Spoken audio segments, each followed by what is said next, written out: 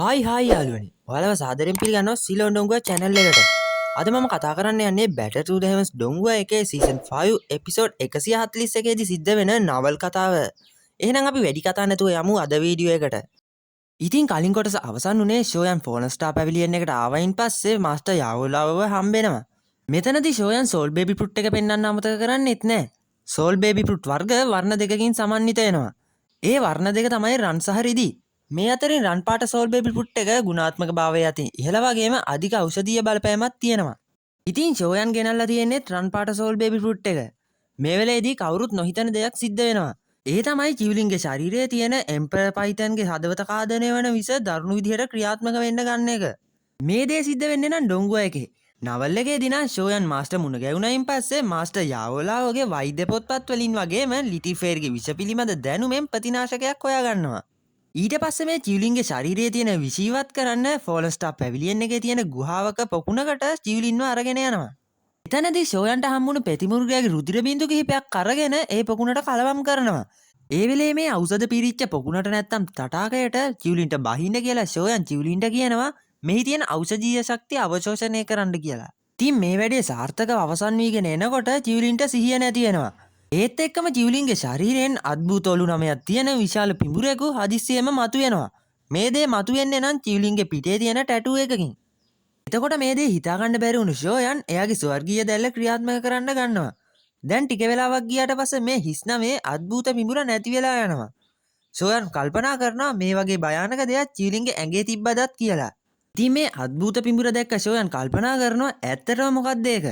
9 සෙනින් deep ground Python කෙනෙක් වගේත් නෙමෙයි. කොහොම හරි චිව්ලින් අවදි වුණාම මේ ගැන අහන්න ඕන. ඇය නිශ්චිතව මේ ගැන දන්නවා ඇති. ඉතින් මේ විදිහට ෂෝයන් කල්පනා කරනවා. ඉතින් මේ විදිහට දින ගණනාවක් ගියාට පස්සේ ටිකෙන් ටික චිව්ලින්ගේ ඇඟේ තිබුණ විෂ ඉවත් වෙලා යනවා. ඒත් එක් දිනක් මේ තටාකයේ ජලය උණුසුම් ලෙස වාෂ්ප වෙන්න ගන්නවා. එතකොට ෂෝයන් හිතන්නේ චිව්ලින් නැගිටින්න යනවා කියලා. ඒ ගැන ෂෝයන් බලන්න යද්දී මීතුමා අතරින් ත්‍රිත්ජෙට් කොළ සර්පමල් S18ක් දකිනවා. හරියට නිකන් චිව්ලින්ගේ ඇස් වගේ. ඒත් එක්ක මේ මීදුමා අතරින් අර හිස් නමේ පිඹුරා ෂෝයන් දිහාවට එන්න ගන්නවා. එතකොට ෂෝයන් කලබල වෙලා චිව්ලින්ගේ නම කියලා කතා කරනවා. ඉතින් මේ නම ඇහුණු මේ සර්පයා අමුතු විදිහට බලනවත් එක්කම චිව්ලින් නැවිත් මේ සර්පයව පාලනය කරනවා. දැන් ඉතින් චිව්ලින්ගේ තත්ත්වය යථා තත්ත්වයට පත් වුණාට පස්සේ ෂෝයන් මේ සිද්ධ වුණ දේ ගැන අහනවා. චිව්ලින් නම් කියන්නේ ඒ පුරාණ ස්වර්ග සර්පයාගේ ආත්මය කියලා. පුරාණ ස්වර්ග සර්පයද? මෙහෙම කියලා ෂෝයන් පුදුමත් වෙනවා. ෂෝයන් ඉතින් මේ පුරාණ ස්වර්ග සර්පයා ගැන දන්න දේවල් මේ විදිහට කියන්න ගන්නවා. පුරාණ ස්වර්ග සර්පයා පුරාණ ස්වර්ග පීනිස් ගෝත්‍රය හා සමාන මට්ටමකින් සලකන්න පුළුවන් ඉන්ද්‍රජාලික මෘගයෙක්. මේ සර්පයන් පුරාණ කාලයේම වඳ වී ගොස් තියෙන්නේ. මට මතක විදිහට නම් පුරාණ ස්වර්ග සර්පයාට හිස් 9ක් තියෙනවා කියලා පුරාණ පොත්පත්වල සඳහන් වෙලා තිබෙන්නේ නැහැ. එතකොට චිව්ලින් කියනවා මේ විකෘති වුණ පුරාණ ස්වර්ග සර්පයෙක්. ඒක එහෙම වෙන්නේ ඇයි කියලා මම දන්නෙත් නැහැ. මම ඒ කාලේ මධ්‍යම තැනිතලාවට ආපු වෙලේ අහම්බෙන් පුරාණ කඳු වැටියකට ඇතුල් වුණා. ඉතින් මම එහෙදි තමයි මේ සර්පයාගේ ඇටසැකිල්ල හොයාගත්තේ. ඉතින් මගේ කුතුහලයට මගේ බලය ඒ ඇටසැකිල්ලට පාවිච්චි කළා. ඒත් මම නොහිතපු විදිහට ඒකේ තිබ්බ ආධ්‍යාත්මික ශරීරය පිටතට ඇවිත් අද වෙනතුරු ඒක මගේ ශරීරයේ තියෙන්නේ. මගේ බලය වැඩි වෙනවත් එක්කම මට ඒක පාලනය කරන්න ටික ටික පුළුවන් වෙගෙන එන්නේ කියලා චිව්ලින් කියනවා. ෂෝයන් ඉතින් පුදුම වෙලා මේ විකෘති වූ පුරාණ ස්වර්ග සර්පයා පාලනය කරනවද? අනාගතයේදී මේ දේත් එක්ක ඔයාට ප්‍රභු ඩූෂන් කෙනෙකුට එරෙහිව වුණා සටන් කරන්න පුළුවන් වෙයි. එතකොට චිව්ලින් නම් කියන්නේ මේ පිඹුරට ශරීරයක් තිබුණා නම් මට පාලනය කරන්න තියා හිතන්නවත් බෑ. කොහොම වුණත් ඒක ආත්මයක් විතරයි. ෂෝයන්ට මේ වෙලේ මෙඩූසාවත් මතක් වෙනවා. මොකද එයත් පරිණාමය වුණාට පස්සේ ස්වර්ගීය සප්ත වර්ණයේ පිඹුරක විදිහට වෙනස් වුණ නිසා. යාළුවනේ දැන් ඉතින් චිව්ලින්ගේ වර්තමාන ශක්තියත් එක්ක තරු හතරේ දූසුන් ශක්තියක් තියෙන මුර්ගයෙකුණත් පාලනය කරන්න පුළුවන්. දැන් ඉතින් මේ විශීවත් කරන වැඩේ අවසන් හින්දා මාස්ටර් යාවෝලාවගේ ශරීරය පිරිපහදු කරන්න කාලය හරි කියලා මේ තැනින් චිව්ලින් එක්ක ෂෝයන් පිට වෙලා යනවා. ඉතින් මේ වෙනකොට යාවෝලාව සෝල් බේබි ෆෘට් එක භාවිතා කරලා එයාගේ ආධ්‍යාත්මික සාරය යථා තත්ත්වයට පත් කරගෙන ෂෝයන් මෙතනට එනකොට ෆෙන්සුන්ෂේත් පැත්තක ඉන්නවා. ශෝයන් යාවෝලාවෝගේ ආධ්‍යාත්මික ශරීරය දැක්කහම ඉමහත් සතුටක් එන්නේ. මාස්ටර් එහෙනම් අපිට ශරීරය පිරිපහදු කිරීම ආරම්භ කරන්න පුළුවන් නේද? ශරීරය පිරිපහදු කිරීමට තවමත් විවිධ අමුද්‍රව්‍ය අවශ්‍ය වෙනවා කියලා යාවෝලාවෝ hina වෙන ගමන් පිළිතුරු දෙනවා. ඔයාගේ ගෝලයා මේ වෙනකොට සියලුම අමුද්‍රව්‍ය එකතු කරගෙන ඉන්නේ කියලා ෂෝයන් කියනවා. ඒ ගමන්ම එයාගේ ගබඩා මුද්දේ ඒ අමුද්‍රව්‍ය ටික එළියට ගන්නවා. ඒ ද්‍රව්‍ය තමයි 8 වන මට්ටමේ රුධිර වියලන පෙත්තා. ඉතින් මේ පෙත්ත දැක්ක ගමන්ම යාවෝලාවෝ කියනවා පිල් ලකුණු 5කින් හැදුණු පිල් එක. යන්න ඔය ඇත්තටම ඇල්කෙමි කුසලතාව නොසලකා හැරලා නැහැ. ඉතින් අනිත් ද්‍රව්‍ය තමයි ෂෝයන් ෆීනික්ස් ඇටසැකිල්ලෙන් පිරිපහදු කරපු රුධිර බින්දුව. ඒත් අන්තිම අමුද්‍රව්‍ය ගැන නම් ෂෝයන් සෑහීමකටපත් වෙන්නේ නැහැ. මොකද ෂෝයන් ළඟ තියෙන ශරීරය මැරුණු ඩූසෝන් කෙනෙක්ගේ ශරීරයක් විතරයි. එතකොට පැත්තකින් හිටපු ෆෙන්සුන්සේ කියනවා මම ළඟ තාරකා 4 ඩූසුන් කෙනෙක්ගේ ශරීරයක් තියෙනවා. ඉතින් ඒ ශරීරය ෆෙන්සුන්සේගේ හතුරෙක්ගේ. ඒ දෙන්න අතර සිදුවුණ සටනින් පස්සේ විනාශ වුණ හතුරගේ ශරීරය ෆෙන්සුන්සේ ළඟ තියන් ඉඳලා. දැන් නම් ඉතින් මේ අයට අවශ්‍ය උසස්ම තත්ත්වයේ අමුද්‍රව්‍ය තුනම සම්පූර්ණයි. ඒත් යාවෝලාවට ඩූසුන් මට්ටම බිඳ තමා ඩූෂෙන් මට්ටමට ළඟා වෙන්න පුළුවන් වෙයිද කියලා ෂෝයන් කල්පනා කරනවා. මොකද ෂෝයන් තාම සැබෑ ඩූෂෙන් කෙනෙක් දැකලා නැහැ. ඒත් එයා දැකලා තියෙන්නේ පුරාණ නටබුන් වල තිබුණ ඩූෂෙන් ඇටසැකිල්ල විතරයි. මොනවා වුණත් ඒකේ ඩූෂෙන් ආත්මයක අවශේෂ කොටසක් විතරයි ඉතිරි වෙලා තිබ්බෙත්. ඉතින් ඩූෂෙන් යන්න මාස්ටර්ට උපකාර වෙයි කියලා ඩූෂෙන් ඇටසැකිල්ලේ කොටසකුත් මාස්ටර් යාවෝලාවට ෂෝයන් මේ වෙලේ පෙන්නනවා. හරි දැන් අපි ළඟ ඔක්කොම අමුද්‍රව්‍ය තියෙන නිසා අපි හෙටම ශරීරය පිරිපහදු කරන්න ආරම්භ කරමු. මෙහෙම ෆෙන්සුන්සේ කියනවා. දැන් ෂෝයන් විවේක ගන්න කියලා එයාගේ කාමරයට ගිහිල්ලා ඉන්නේ. මේ වෙලේදී ෂෝයන් අර ඩූෂෙන් ඇටසැකිල්ලෙන් ගත්ත ඉලයට තුන එළියට ගන්නවා. ඉතින් මේ වෙලේ ෂෝයන් හිතනවා කෙනෙකුගේ සටන් ශක්තිය වැඩි කර ගැනීමට හොඳම ක්‍රමය ඉහළ පන්තියේ ඩූ ශිල්ප ක්‍රම පුහුණු වීමයි.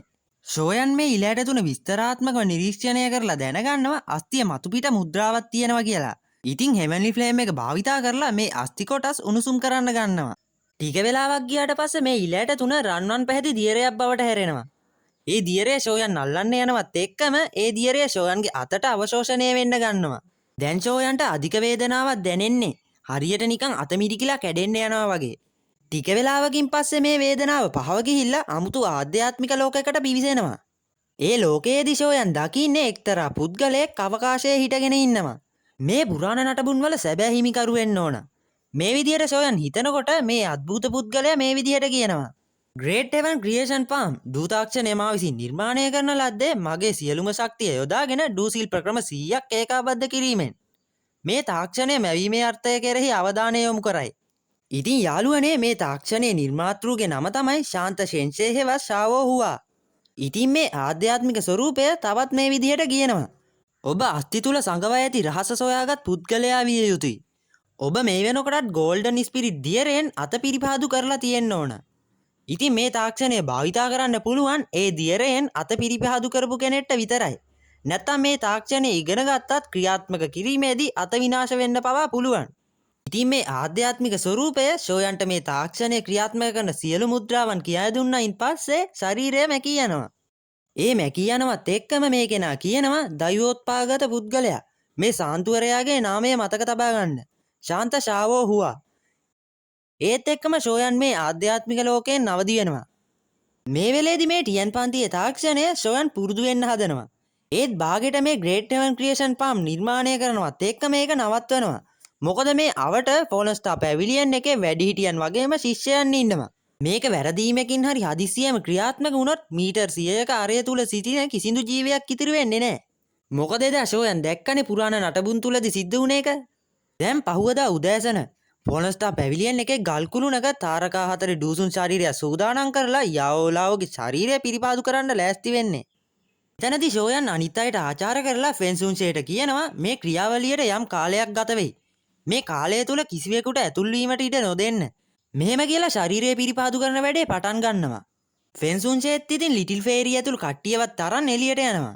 දැන් ෂෝයන් ෆීනික්ස් රුධිරය උඩ තියෙන ඩූසුන් ශරීරය එක්ක ඒකාබද්ධ කරලා පිරිපාදු කරන ගමන් ඉන්නේ. ඉතින් ෂෝයන්ගේ මේ ගිනිදැල් පාලන හැකියාව එදාට වඩා ගොඩක් දියුණු වෙලා තියෙන නිසා යාවෝලාවට ඒක ගොඩක් සතුටට කාරණයක් වෙනවා. දැන් ඉතින් ශරීරය පිරිපහදු වෙන ගමන් තියෙන්නේ. මේ විදිහට ශරීරය පිරිපහදු වීගෙන තියෙනකොට එකපාරටම ශරීරයේ දකුණු අත පුපුරලා යනවා. ඒකට හේතුව ෂෝයන්ටවත් හොයාගන්න බෑ. මේ නිසා ෂෝයන් පුරාණ නටබුන් වලින් ගත්ත ඩූෂෙන් ඇටසැකිලි කොටස් වලින් දකුණු අත ඒ වෙනුවට ගන්න තීරණය කරනවා. ශරීර පිරිපහදු කිරීමේ පියවරේදී ඩූෂෙන් අතත් ලැබීම. යාවෝලාවවත් මීට කලින් අහලවත් නැහැ. ඒ දේ මොනවා වුණත් ඩූෂෙන් මට්ටමට යන්න ගොඩක් උපකාර වෙනවා කියලා මේ අය නිසකවම දන්නවා. දැන් ඉතින් දිගු කාලයක් මේ විදිහට ශරීරය පිරිපහදු කළයින් පස්සේ ශරීරයේ මාංශ පේශි වර්ධනය වෙනවා. දැන් නම් තීරණාත්මක මොහොත. ඒ කියන්නේ යාවෝලාවෝගේ ආත්මයයි මේ ශරීරයයි ඒකාබද්ධ කිරීමේ පියවර. ඒ නිසා යාවෝලාවෝ රුධිර වියලන පිල් එක ගිලලා ශරීරය තුලට යනවා. මේ වෙලේ බලවත් ශක්ති රැල්ලක් පිට වෙනවා. ඒ වුණත් යාවෝලාවටත් මේක දරා ගන්න එක නම් ලේසි වැඩක් නෙමෙයි. මොනවා වුණත් අන්තිමටම ඉතිරි වෙලා තියෙන්නේ යාවෝලාවෝ මේ ශරීරයත් සමඟ ඒකාබද්ධ වනතේ බලාගෙන ඉන්න එක විතරයි. ඉතින් මේ දේවල් මෙහෙම සිද්ධ වෙනකොට මධ්‍යම තැනි තලාවේ බටහිර කලාපයේ සෝල් හෝල් ශාඛාව බලාගන්න පුළුවන්. ඒත් එක්කම මේ ශාඛාවෙන් එළියට සෝල් හෝල් එකේ අය ගොඩ දෙනෙක් එනවා. ඒ විතරක් නෙමෙයි මේත් එක්කම බලවත් අඳුරු ශක්තියක් එක්ක මෙතනට කෙනෙක් එනවා. එයාට සෝල් හෝල් එකේ හැමෝම නමවනටියන්සුන්ට ආචාර්ය කියලා කියනවා. පුදුමම දේ තමයි මේ ආචාර කරන අය අතරේ ශායිෂිනුත් ඉන්න එක. මෙතනට ආපු නමවනටියන්සුන් කියනවා ෂෝයන් වගේම යාවෝලාවෝ අල්ලගන්න සූදානම් වෙන්න කියලා. ඒත් එක්කම ෆෝලන් ස්ටාර් පැවිලියන් එක විනාශ කිරීමට සූදානම් වෙන්න කියලා තන දෙනවා. ඉතින් මේ කොටස මේ විදිහට ඉවර වෙනවා. අද ඉතින් කතා කළේ එපිසෝඩ් 141ට අදාළ නවල් කතාව. එහෙනම් වීඩියෝ එක හොඳයි නම් ලයික් එකක් වගේම කමෙන්ට් එකක් දාන්න අමතක කරන්නත් එපා. එහෙනම් ඊළඟ වීඩියෝ එකෙන් හමු වෙමු. ඔයාලට සුබම සුබ දවසක්.